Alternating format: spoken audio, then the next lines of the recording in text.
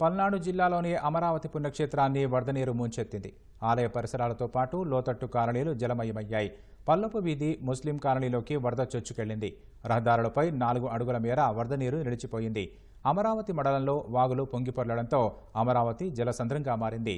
కృష్ణానది నుంచి వరద నీరు ఎగువకు చేరడంతో పంట పొలాలు రహదారులను ముంచివేయడంతో గుంటూరుకు పూర్తిగా రాకపోకలు నిలిచిపోయాయి.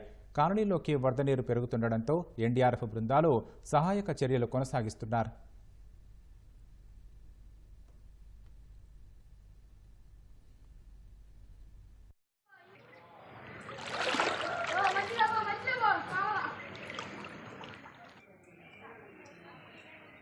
Okay.